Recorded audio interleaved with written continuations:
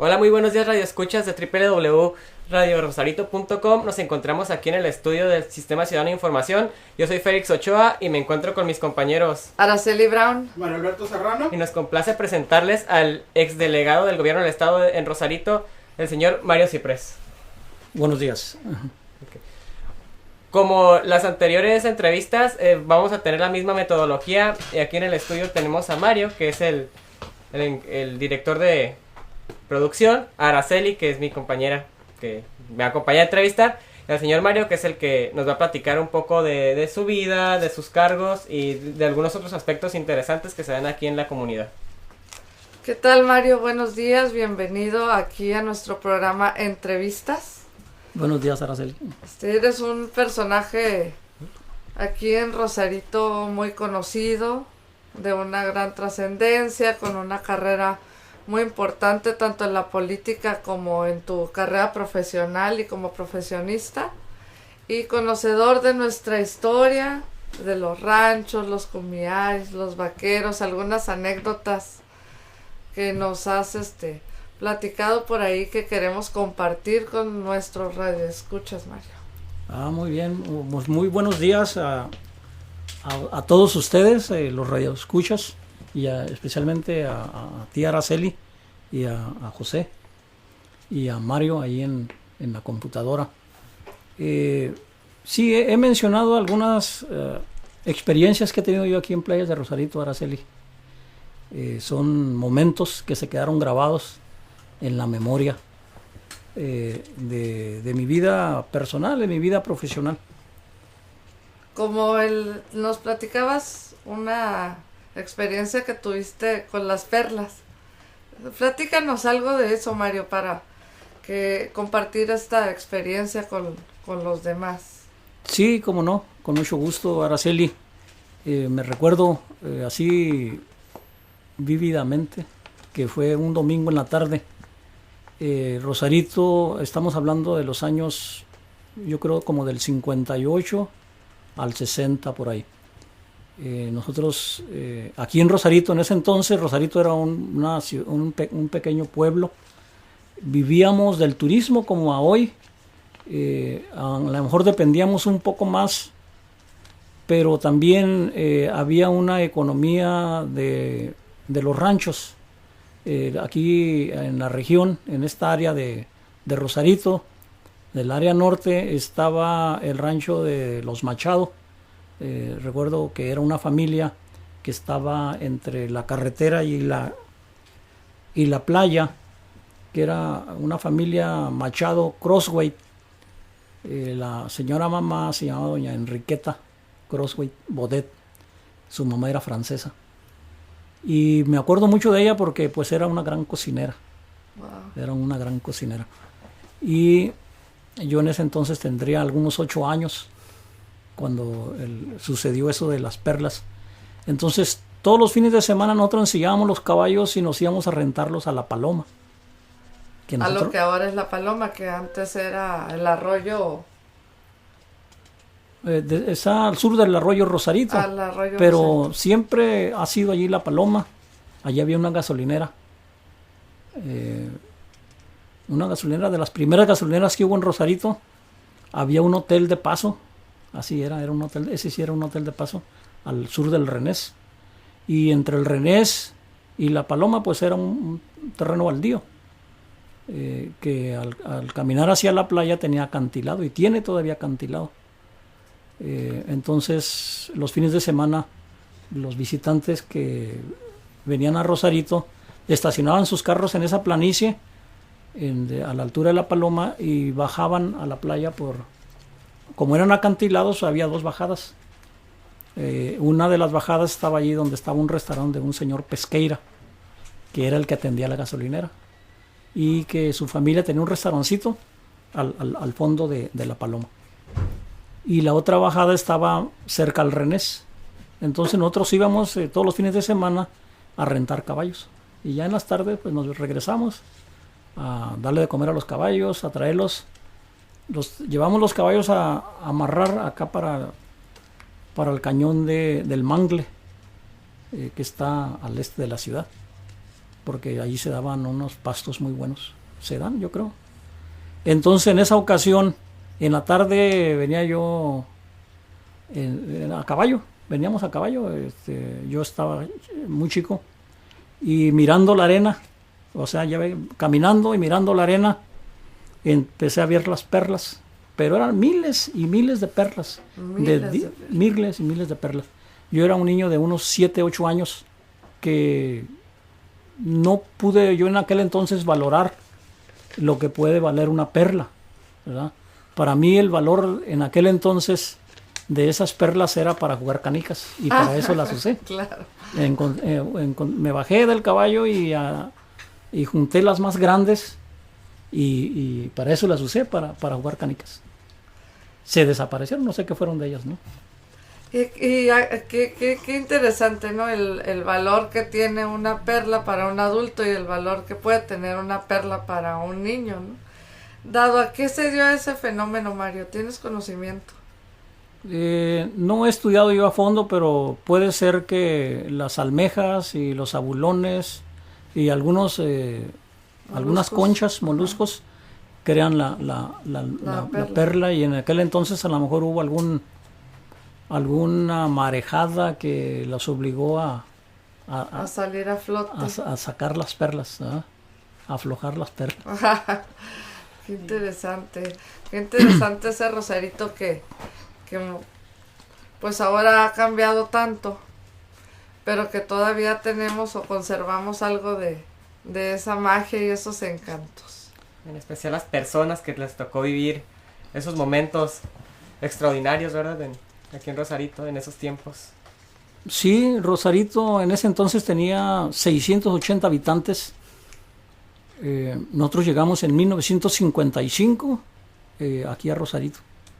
En ese entonces todavía se cultivaba, se sembraba con tiros de caballos en las parcelas del ejido Mazatlán y de las rancherías de las familias que se asentaron aquí, como fue la familia Machado, la familia Crossway, la familia Yorba y la familia Gilbert y la familia Smith. Eran familias que estuvieron ellos antes que nosotros, a principios o a finales del siglo XIX sería, ¿verdad? 1800, en los años 1800. Sí. Era una economía muy sencilla, pero muy eficiente. Tú llegabas a cualquier parte que tú llegaras a un rancho, siempre había reserva de frijol, porque sembrábamos frijol, maíz, había gallinas, había desayuno, había vacas, había leche, había queso. Era una economía muy básica y nos complementábamos con el turismo. Pues muy buena experiencia, muy bonita anécdota lo de las perlas. Y ahora dándole un giro a esta entrevista, yo le quiero preguntar poco de su vida, los cargos que ha tenido dentro del gobierno y su experiencia aquí ya en Rosarito, ya que usted le ha tocado vivir un lapso un poco extenso de lo que ha sido la historia de Rosarito, en la nueva historia, porque si nos vamos a la vieja historia estamos hablando de los primeros pobladores y cosas por el estilo, ¿no? ¿Tiene algo que contarnos sobre eso, un poco de su currículum? Sí, como no, José, con mucho gusto. Ya después de las perlas a estudiar, tuve que dejar de trabajar en eso porque como rentamos los caballos en fines de semana y la secundaria requería ir en aquel entonces, en la secundaria, como decía, se requería, y yo creo que todavía se requiere en la 32. Yo soy estudiante de la secundaria 32. En aquel entonces se llamaba escuela número 15, por cooperación número 15. Era una escuela estatal que fue fundada por algunos maestros de la primaria. Recuerdo algunos nombres: estaba el profesor Miguel Jiménez, estaba la profesora Otilia González, Elsa Presichi, Olaya Ruiz Arreche, Víctor Ruiz, el hermano de Olaya, de Olaya, de Elsa Presichi, Víctor Presichi. Entonces pues tuve que hacer una decisión muy grande, ¿no? Ya no ir a rentar caballos y trabajar Entonces empecé a trabajar en una tienda, La Perla, que está aquí cerquita. Y quiero hacer un paréntesis. Aquí en este lugar donde estamos era un restaurante. Y así se llamaba El Potrero. El Potrero se llamaba. Era de un señor que se llamaba, que le decíamos, lo conocíamos como Zazueta. Zazueta. Bueno, ese era un paréntesis. Era un restaurante aquí. Sí. Hace 50 años Hace 50 años. Entonces ya pues me vi en la necesidad de dejar de rentar caballos para ir a la escuela, terminar la secundaria. Y al terminar la secundaria, entonces se vino la necesidad de ir a la preparatoria. Allí hubo también más decisiones. El dueño de la tienda me decía que me hiciera su socio en la tienda. Pero pues yo quería estudiar. Y entonces nuestra madre, doña Aurelia, siempre nos inculcó que teníamos que estudiar. Quién sabe cómo, pero teníamos que estudiar. Entonces, en aquel entonces se tenía que uno transportar a Tijuana a hacer la preparatoria. Estaba la Lázaro Cárdenas y estaba la escuela en aquel entonces, la preparatoria de la universidad, de la UABC. Entonces, pues allí ya, para ir a la universidad, la universidad más cerca que había aquí era la Universidad de Sonora, la Unison. Fue en ese entonces cuando muchos estudiantes de aquí de Rosarito, que tuvimos la necesidad de ir a la universidad, nos tuvimos que emigrar a Hermosillo, a Guadalajara o a la Ciudad de México. Estudiamos, hicimos la preparatoria en la Unison y terminé la preparatoria en la Unison y de allí obtuve una beca para estudiar en los Estados Unidos la carrera de ingeniería. Entonces eso fue en el 72, de 1972 al 77 que gradué de la universidad, pues estuve en Estados Unidos. Después en el 96 me regresé otra vez a Rosarito, cuando empezó el movimiento de la municipalización. 20 años después, Mario, estuviste casi 20 años viviendo en Estados Unidos. Fuiste becado en Estados Unidos para ser ingeniero. Ingeniero civil. Ingeniero civil, y allá estuviste trabajando en la NASA. Trabajé un tiempo en la NASA, sí, y en algunas otras empresas, constructoras grandes, unas empresas muy grandes. Ahora sí que me tocó aprender con los gigantes en la construcción. ¿Qué cargo desempeñaba en la NASA? Porque sí es muy interesante. Cuando las personas escuchan NASA, pues se imaginan... Se asustan. Viajes espaciales. Casi. Fíjate, José, que no que me haya yo desilusionado. Pero lo que sí yo miré, porque en aquel entonces, si ustedes recuerdan, ustedes están muy jóvenes, para recordar que en los 70s hubo una crisis energética. Entonces, el tema en aquel entonces eran los energéticos, a lo mejor como hoy, ¿verdad? Claro. Sí, pero se miraba que había una crisis de energéticos, no sé si creada o real, pero había. Tú sabes que la percepción es muy importante. Claro. La percepción. En aquel entonces se decía y los combustibles subieron mucho. Yo me acuerdo que por primera vez empezamos a pagar como $4 por galón de gasolina y los salarios pues eran mucho más bajos, ¿no? El cargo que yo tuve en la NASA en aquel entonces fue de asistente de un científico muy famoso que estaba desarrollando un material para poder contener el hidrógeno, para poderlo usar como combustible. Ese fue el cargo que yo tuve en la NASA en el corto tiempo que estuve allí, en los 70s. Era desarrollar, como vuelvo a repetir, un material que todavía no se ha desarrollado, que pueda contener el hidrógeno. Para que fuera combustible. Para que se pueda usar como combustible en los vehículos. En los vehículos. Sí, en los carros. Oh, qué interesante. Sí. Pero no trascendió. Se quedó atorado el proyecto. Yo tuve ahora sí la percepción por parte de un ciudadano que no querían que se descubriera o que se pusiera. Creo que hay muchos intereses de las empresas petroleras, y hay todavía, en aquel entonces ya había, de pues es su gallina, ¿cómo dice? Su gallina de De los huevos huevos de oro. de oro, claro. Sí, pero el combustible como el hidrógeno como combustible pues sería el más limpio, porque el único el desecho, o sea, después de que de que se combustione el hidrógeno, es agua nada más, es vapor, lo que quedaría en el medio en el ambiente. medio ambiente. Pero sí es un peligro el guardarlo en contenedores como lo tenemos ahorita. De hecho, hay unas bombas que la hacen de hidrógeno, ¿no?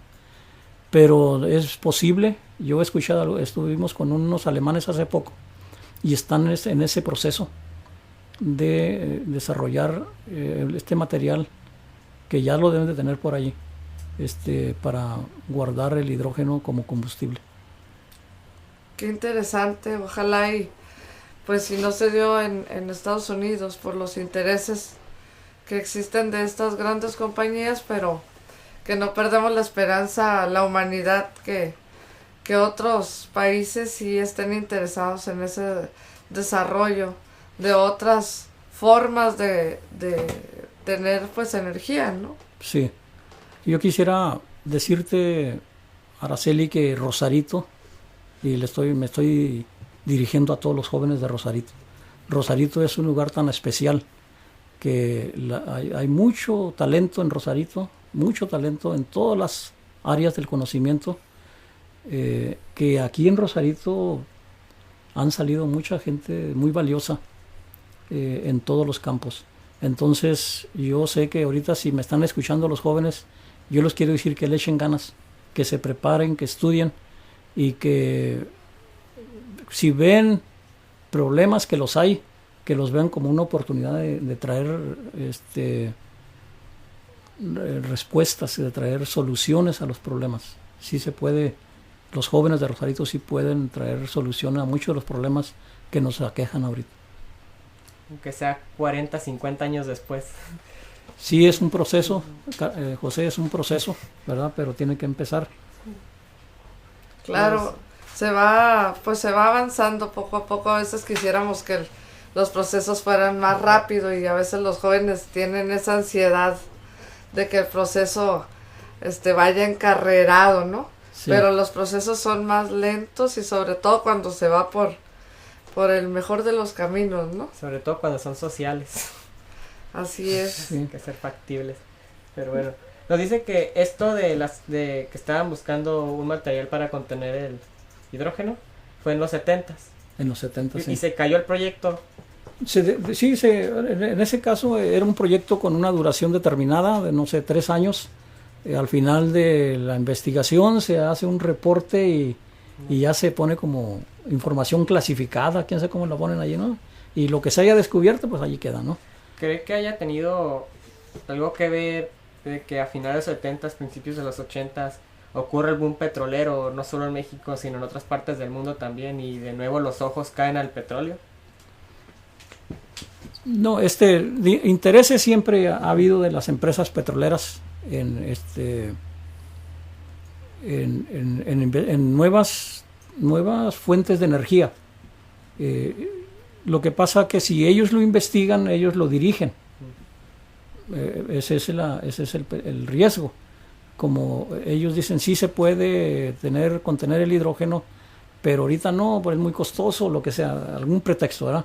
Porque tienen muchas inversiones en la venta y explotación de los hidrocarburos. De hecho, sí debe haber mucha influencia, no nomás de empresas, sino de países, ¿verdad? Claro, entonces después de todo eso, después de haber estado 20 años en los Estados Unidos, te regresas a Rosarito cuando inicia el proceso de municipalización. Viene Mario de regreso a su comunidad. ¿Y qué pasa, Mario?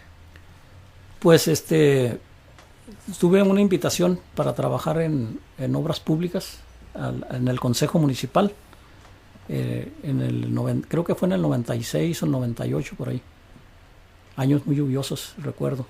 Y me vine a mi pueblo, ¿verdad? Aquí he tenido mis raíces, aquí yo llegué en el 55 y regresé ahora sí que en el 90, no, en el 80 regresé y en el 96 ya me establecí. Estuve 80 con mucha relación con los Estados Unidos del 80 al 96 y ya en el 96 me desligué completamente de los Estados Unidos y me establecí otra vez en Rosarito y empecé a trabajar en obras públicas municipales en el Consejo Municipal. Una vez ganada la municipalización, se conforma el Consejo Municipal antes de ser el primer ayuntamiento. Así es. Se hace un Consejo Municipal antes de haber elecciones en Rosarito y tú fuiste invitado a ser jefe, era jefatura. En aquel entonces era jefe de obras públicas. De obras públicas. ¿Y cómo has visto tú el proceso de cómo inicia con el Consejo Municipal a hoy en día en cuestiones de obras públicas? Bueno, si ustedes recuerdan, o a lo mejor... Siento crítico, ¿eh? Sí, no. Digo, por el bien de los rosaritenses. Objetivo, ¿verdad? Sí, claro, sí. También sí. Objetivo. Si usted recuerda, Araceli, nosotros el desfile del 16 de septiembre, que ya viene otra vez, y el 20 de noviembre siempre salíamos de la escuela primaria Abraham Lincoln, que en aquel entonces sí se llamaba, no sé si todavía se llama así. Sí, se llamaba. Abraham Lincoln, salíamos de allí y nos íbamos hasta la puerta del Hotel Rosarito. Ahí estaba una gasolinera de José Aros, o de la familia Aros. Damos a la izquierda y luego la primera, creo que era la primera, la segunda calle, creo que es la Mediterráneo. Allí damos vuelta a la izquierda otra vez y de regreso a la escuela. Pero era una calle de terracería. Esa calle de terracería, pues desde la fundación de Rosarito así estaba. La única vialidad pavimentada en aquel entonces, fíjate, era la carretera libre Tijuana-Rosarito y una calle que es en la colonia Mexicali. Era lo único pavimentado en Rosarito. Exactamente. El Boulevard Benito Juárez y la calle Mexicali, que es la calle en donde venían a pasar o vienen todavía los mexicalenses sus veranos. Así es. Entonces, pues, ese era el reto, ¿verdad? Esa fue la razón por la cual yo quise regresar a Rosarito, porque aquí estaba todo por hacer, no estaba nada hecho. Entonces empezó con un programa de pavimentar esas calles, la zona centro, paralelas al Boulevard Benito Juárez y las perpendiculares también, con un programa, creo que se llamaba 100 ciudades, un programa federal que le daban a los municipios dinero para que pavimentaran con ese programa de 100 ciudades. Allí estaba Nuri Torres en Desarrollo Social, recuerdo. El señor Hugo Torres, presidente del consejo. Estaba Óscar Salazar, era uno de los consejeros. ¿Consejeros? Sí. Estaba Guillermo García. Estaba Pablo Arce, en paz descanse. Estaba José Luis Ibarra. ¿Quién más estaba? José de Soto. No. El señor José de Soto. No, el estaba. viejito que era pelado. No era José de Soto, era otro señor. Rafa López. Don Rafa López. Estaba Rafa López. Y estaba Óscar Paniagua. Sí, estaba Óscar Paniagua, pero sí, Óscar Paniagua. Arce Paniagua. Óscar Salazar. Estaba Nuri Torres. Guillermo García. Esos fueron los primeros concejales. Y pues empezó ese proyecto de pavimentación. Allí como yo, como director de obras públicas, sufrimos las lluvias del 98, que fueron unas lluvias muy fuertes, el fenómeno del Niño. Entonces Rosarito por muchos años había dependido de Tijuana como delegación, y en ese entonces dejamos de depender de Tijuana, pero tuvimos que afrontar todas las necesidades sin recursos. Entonces fue un gran reto y creo que se logró el objetivo, que era que se estableciese el primer ayuntamiento, y que ya en el 2001 ya hubo elecciones. En el 98 fueron las primeras elecciones. El 98, perdón. Y así empezó a suceder. Y ustedes como familia, cuando llegan a Rosarito, se adhieren a algún ejido, empiezan a sembrar. ¿De qué manera es como ustedes se establecen en Rosarito, retomando el principio de lo que comentabas de la economía que había aquí en Rosarito? Ustedes pertenecen a un ejido. Nosotros pertenecimos al ejido Mazatlán. Cuando nosotros llegamos a Rosarito en el 55, mi mamá se volvió a casar con un señor que se llamó Teófilo López, uno de los fundadores del ejido Mazatlán. Teófilo López era originario de Pénjamo, Guanajuato. Era un hombre trabajador que nos dejó a nosotros un gran legado. No nomás nos heredó, sino que nos dejó un gran legado de trabajo y del esfuerzo. Teófilo López sembraba las parcelas, no nomás la de él, sino la de los vecinos, con 12 tiros de mulas. No las traía él todas las mulas, pero un tiro de mulas puede ser de 2 o puede ser de 4 o de 8 o hasta de 16 o 32 mulas. Pero él sembraba en las parcelas, sembraba maíz, sembraba frijol y sembraba cebada con 12 tiros de mulas. Aquí en Rosarito. La de él y la de los vecinos. Más trabajo agarró. Sí. Entonces ya allí como en los 50 se empezó a utilizar maquinaria.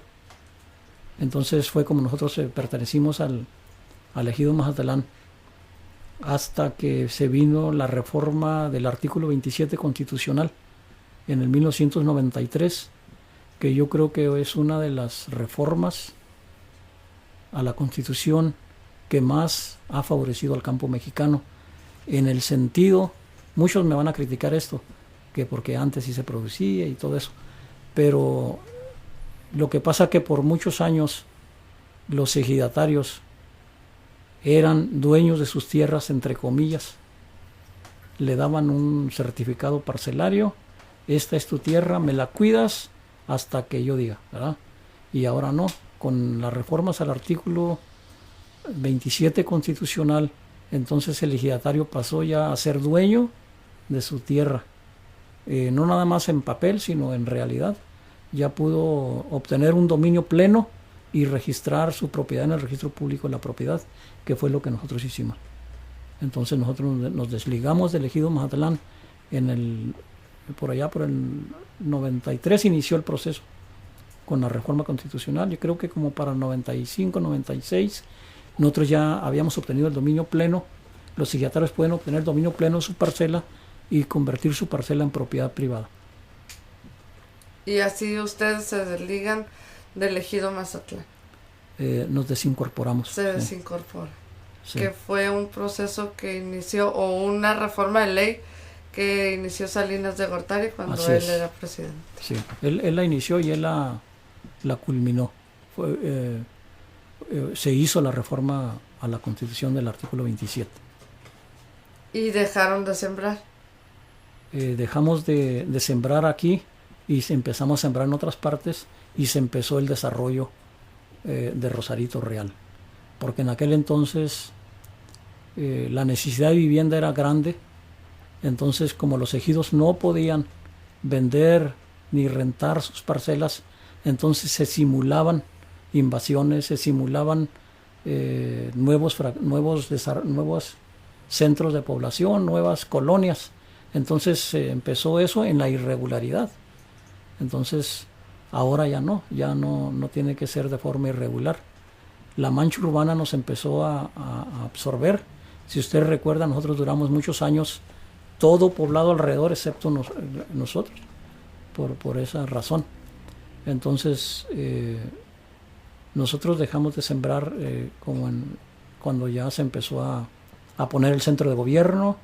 Se donó terreno para el Puente Machado, para el Palacio Municipal, para el DIF municipal, para el Centro de Gobierno del Estado y también en el Hospital General. Ese fue una permuta, pero entonces ya se estableció el nuevo centro de gobierno aquí en la parte norte de lo que fue la parcela ejidal.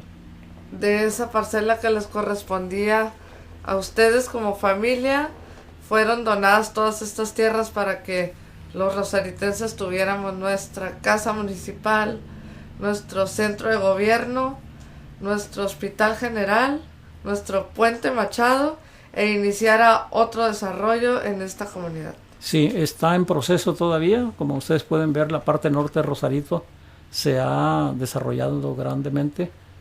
Y también, sin desestimar la zona turística, que también es de mucho valor, pero el nuevo centro de gobierno de la playa de Rosarito es la parte norte. Que eran tierras que pertenecían a ustedes como familia. Gran parte, porque también está la familia Esquivel en las parcelas donde está la Constitución, la familia Cordero, la familia González Pitones, que también han desarrollado su tierra aquí donde está el pabellón, donde está Pemex, donde está la Comisión Federal de Electricidad.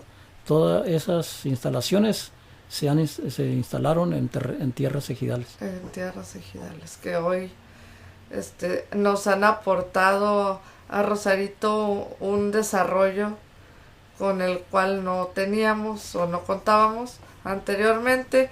Pero mencionas, Mario, que siguen sembrando.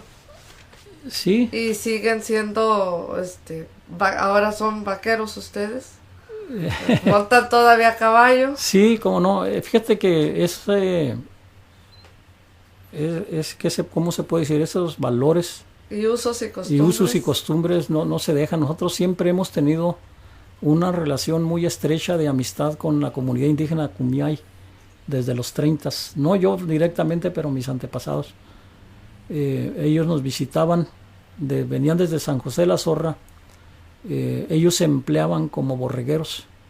Entonces venían por semanas a la región y se acampaban en un lugar que nosotros le llamamos el Aguajito y la Remonta. Los viejos pobladores saben a lo que me refiero.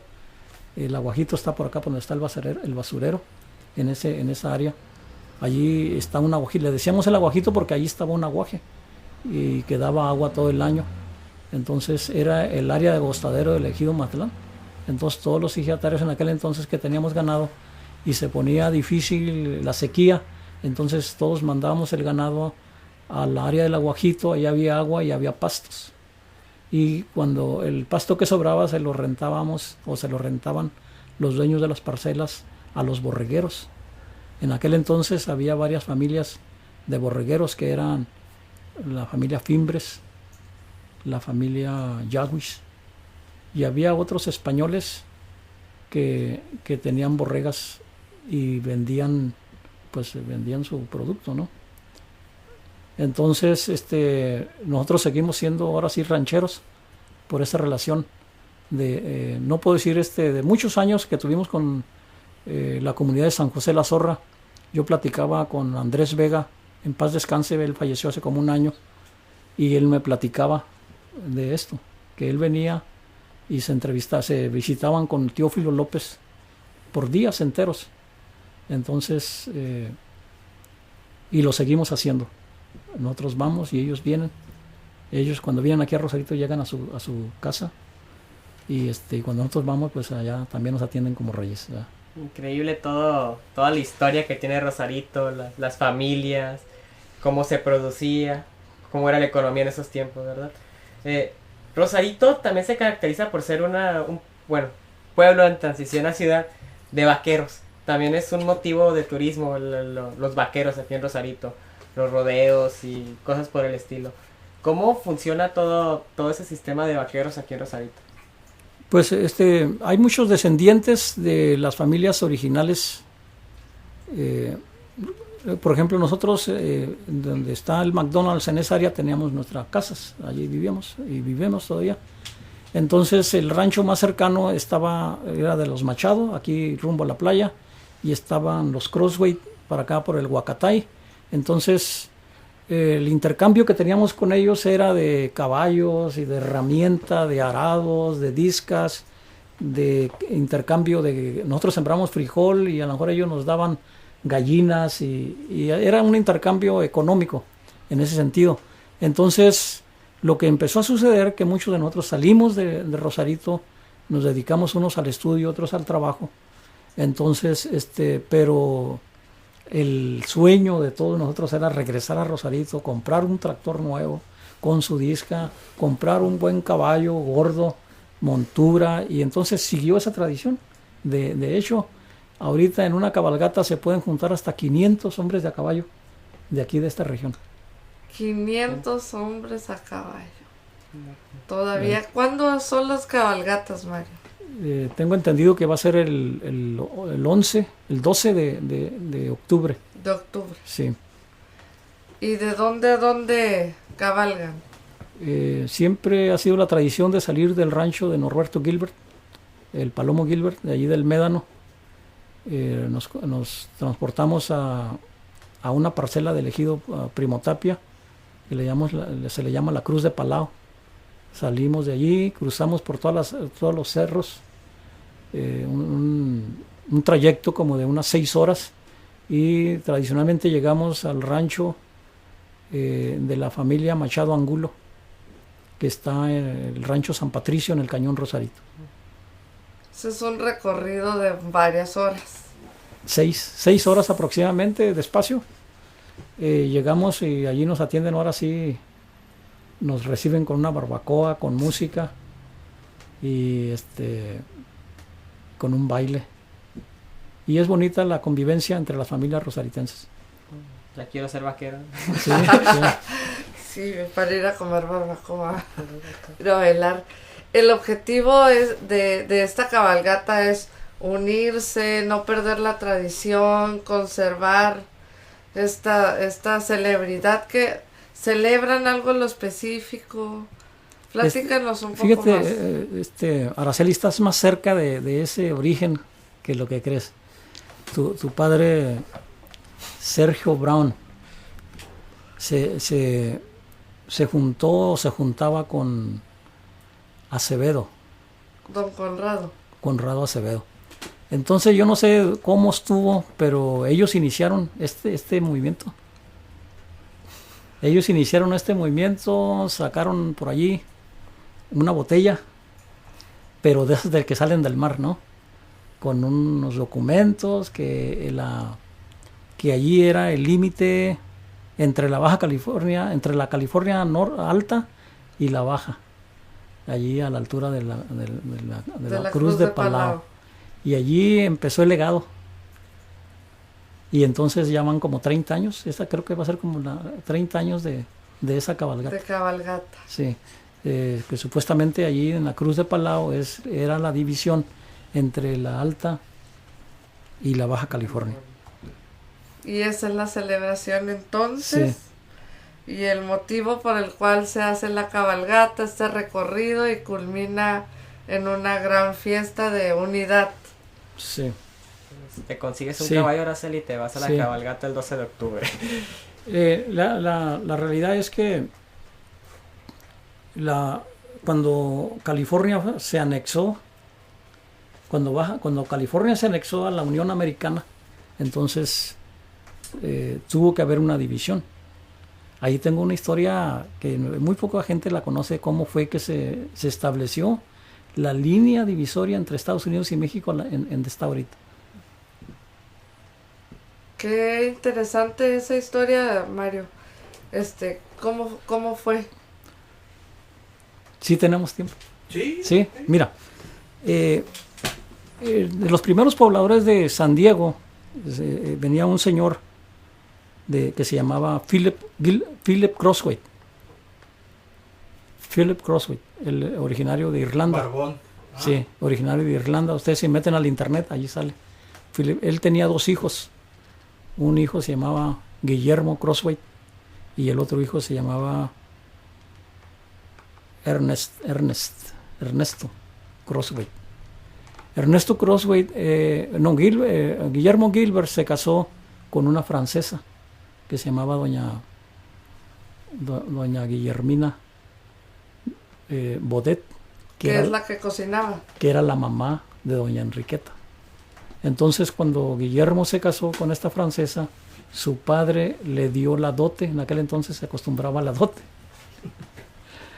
Sí. Y le reyó el rancho de Santa Rosa. Ellos radicaban en San Diego, entonces ellos, Guillermo Crossway con su esposa, nueva esposa, se trasladó a Santa Rosa y allí establecieron, ahí está todavía el ranchito de Santa Rosa y sus descendientes.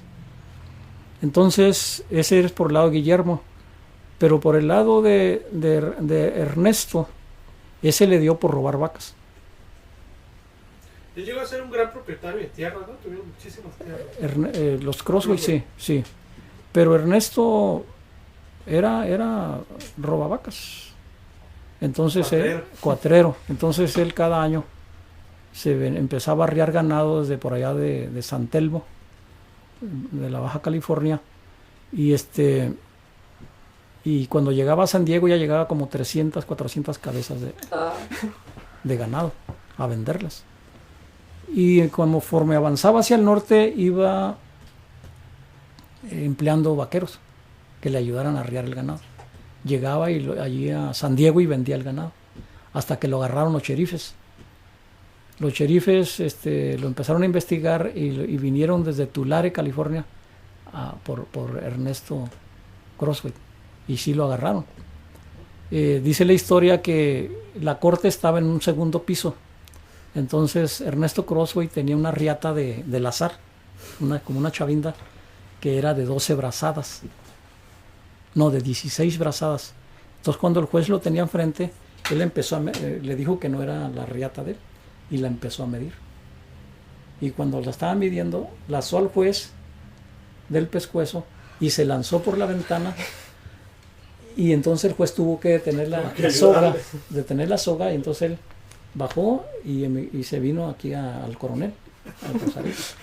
Aquí se vino a refugiar. Aquí era de por aquí, pero se regresó para acá. Pero entonces los cherifes vinieron y lo volvieron a agarrar. Entonces su padre era influyente. Era influyente en Estados Unidos y era influyente en México. Entonces él alegó que a su hijo lo habían agarrado en territorio mexicano. Y cuando vinieron las autoridades de los Estados Unidos a decir que no, que lo habían agarrado en territorio americano, entonces resultó que no había línea divisoria. Y por ese hecho, entonces ya se estableció la línea divisoria entre entre Estados Unidos y México como lo conocemos ahora. Y salió libre, lo agarraron en México. ¿Qué fue lo que pasó? Salió libre. Salió libre. Porque los cherifes americanos allá en aquel entonces y ahora no pueden cruzar la línea internacional. Se metieron a territorio mexicano y él se refugió en el Cerro del Coronel, y hasta acá vienen los cherifes pasando la línea divisoria y se salva por estar en México, el robavacas. Después de eso marcan la línea divisoria. Ese fue el hecho que... Bueno, por cuestiones de tiempo tenemos que terminar la entrevista. No sé si quieres agregar algo ahorita, decirle algo a la comunidad rosaritense, agregar algo conforme a lo que hemos platicado. Sí, cómo no, pues que Rosarito sigue pujante. Ahorita tenemos grandes retos como en aquel entonces. Retos de resolver el tema económico, de resolver el tema de la seguridad, el tema de la corrupción, de la impunidad. Son retos que siempre han existido y yo creo que una sociedad rosaritense unida, que consciente, podemos hacer mucho en beneficio de Rosarito. Hablando un poco en eso, Mario, yo recuerdo que cuando llegué aquí a Rosarito siempre ha sido un pueblo propositivo. Siempre tiene una propuesta para salir adelante. Sí, cómo no. Pues esperamos que no sea la última vez, Mario. Sí. Una serie de visitas donde puedas platicar este tipo de anécdotas. Pues aquí me tendrán cada que me inviten. Claro. Yo te quiero agradecer de manera especial esta visita, esta invitación, estos relatos, experiencias, anécdotas, historia, que nos estás transmitiendo este conocimiento por medio de la relatoría oral. Y nos queda un tema pendiente que estamos interesados en conocer sobre los ranchos de Rosarito que todavía aún existen, y ese es el tema de nuestra próxima visita de Mario aquí en Radio Rosarito gmail.com. Y me despido de ustedes, Araceli Brown, aquí en nuestro programa de entrevistas en Radio Rosarito, Sistema Ciudadano de Información. Yo también quiero agradecer al señor Mario, ya que pues para muchos hace recordar de lo que fue Rosarito en aquellos años, y para nosotros los jóvenes pues nomás nos hace ver lo grandioso que ha sido Rosarito, y pues crece el amor por la ciudad para uno que es rosaritense, y para proponer también nosotros posibles soluciones y también que progrese nuestra ciudad, ¿por qué no? Que es lo que siempre se ha estado buscando, es lo que siempre se va a buscar, porque una ciudad no tiene que dejar de progresar. Sí, y qué bueno que José y Araceli, qué bueno y Mario, que tienen este espacio que llega a todos los hogares rosaritenses y a todos los mexicanos en todo el mundo, me dicen. Los felicito por este espacio que ustedes están proveyendo para la ciudadanía, y pues los animo para que sigan adelante con todo ánimo. Muchas gracias, Mario. Muchas gracias, señor Mario. Buenas noches, buenos días o buenas tardes, dependiendo de la parte del mundo donde nos esté escuchando.